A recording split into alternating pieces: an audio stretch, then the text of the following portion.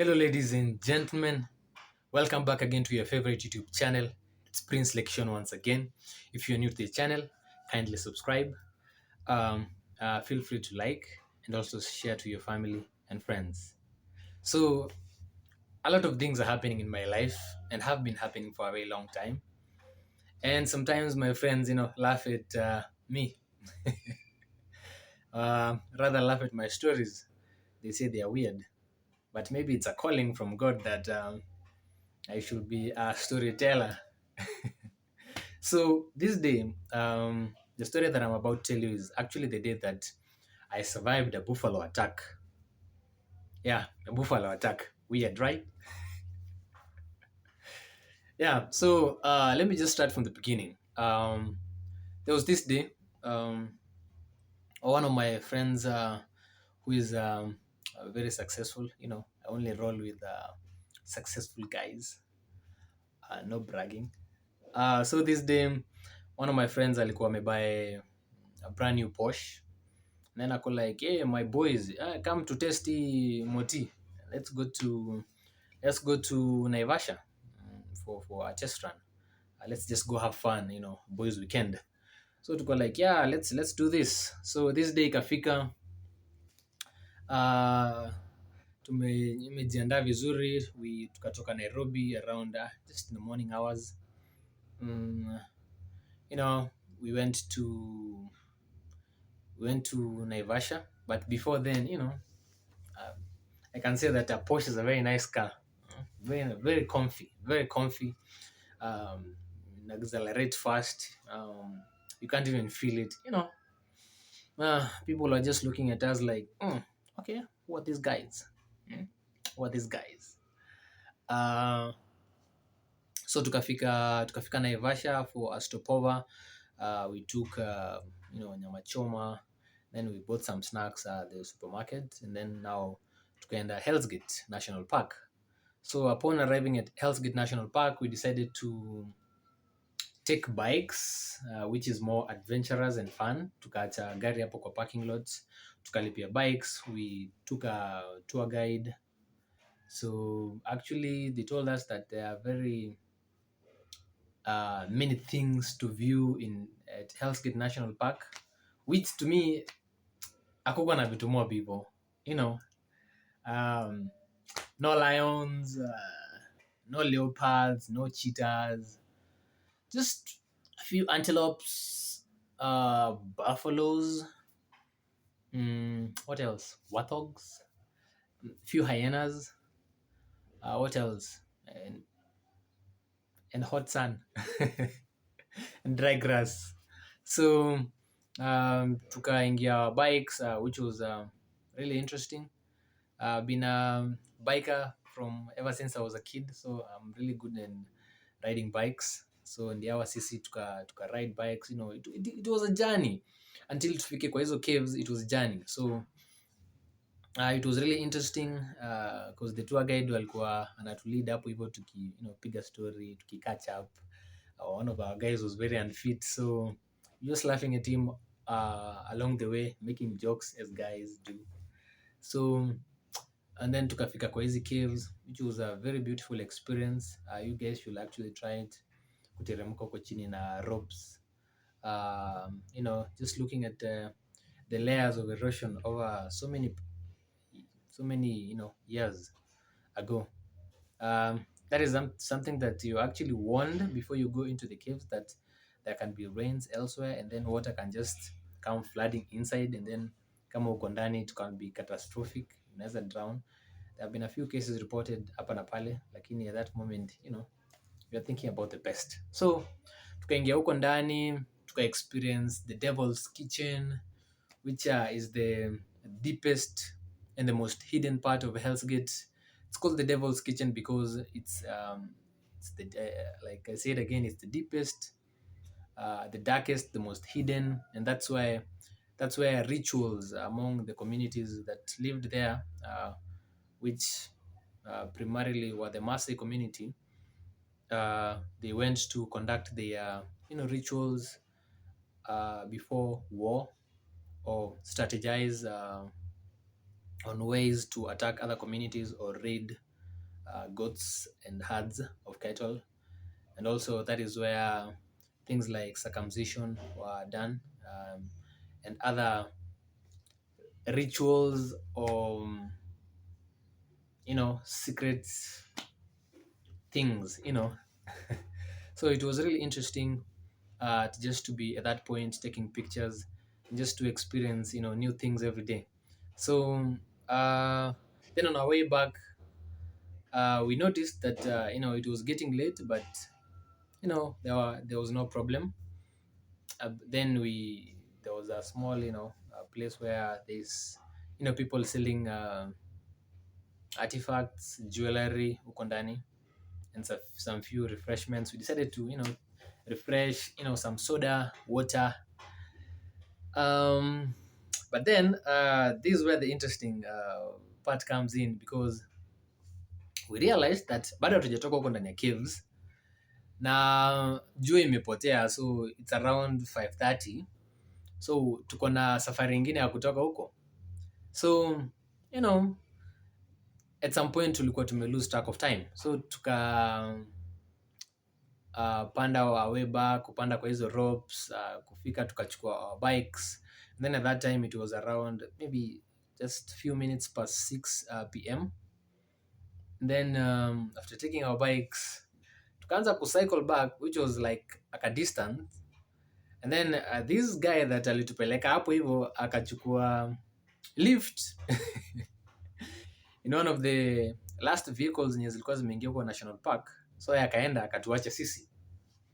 So tuko like, yeah, we are tuko na stamina, strong guys, tukaingia kwa our bikes, ndio hawa sisi just cycling, looking around, very nice environment, zebras nini. So we were riding as fast as possible, and as guys we like to compete against each other. Uh, tulikuwa tunataka kuona mwenye ata ride the longest and the fastest, without tiring, kupimana tu nguvu hapa na pale. So kufika a certain point tuka realize, by the way, these buffaloes hatukuziona hapa time tulikuwa tunaingia. So same time tunatoka, like these buffaloes zimetoka wapi? Like tukiingia, like there were no animals, but tukitoka there was this herd of buffaloes, like let's say like 40 buffaloes just grazing hapo kando kando ya barabara, too close to the road, too close. Then tuko like, let's just stop. Tuko like, well, they look peaceful. They look so peaceful. Let's just get too close to it. And personally, without bragging, I'm a very courageous guy, and that I can say without any fear of contradiction whatsoever. You can take it. So tuko like, tukaribia kiasi, tukaribia tu, tukacycle, tukakaribia, and then now the buffaloes are like, say 20 meters. Damn, we were really close. And then tuko like, sasa tutakaa hapa hadi saa ngapi? Because now it's 6:30, it's approaching 6:40, it's beginning to be dark. There are no more cars, going outside the park that tunaweza omba lift. Sasa tutabaki hapo ndani ya park, and all these animals, and we are just seeing hyenas over there, and there are no trees again. So imagine if you are chased by an animal, you have to cycle back to the caves again, because now hakuna hata mti ya kupanda hata ukikimbishwa, to save yourself. And it was like a very long distance to the gate. So again, you are in a state where it's very tricky. Very tricky. So tuko like, we are fast, right? Yeah, beshte yangu ako like, yeah, like, these bikes are fast, we can do it, let's just, before our wanyama wa realize, tutakuwa tumepita past it mbio. What do you think? What do you think, my guy? Tuko like, by the way, no problem, you can just do it. So this is what happened. Mimi nikaanza kulead, Just nikaanza, speeding, pedaling as hard as possible, as fast as possible. Ndio hawa sisi tuna approach hizo buffaloes. mm, so vile tume approach the first buffaloes zilikuwa hapa hivi, and then sasa zilikuwa zimeextend hivi na hii side nyingine. After tu tumepita hii ya kwanza hivi, ndio hawa sisi we are as fast as possible, yeah, we are moving like a flash. Like tunaenda Tour de France. Ndio hawa sisi tunapita, as soon as tulipita hiyo ya kwanza hivi, ni kama iko like shit, hawa ni kina nani, and then zikatani, hii ya kwanza ikatani hivi na hizi zingine zikatani hivi. So nile like as soon as tunapita moja inainua hivi kichwa iko like, like, and then inatoa hizo sauti, and then zikaanza kutukujia. And I'm telling you, as much as these animals are big, so bulky, and they look so heavy, they can't even run, they can't even walk. Damn, they are fast. Fuck. These animals are so fast.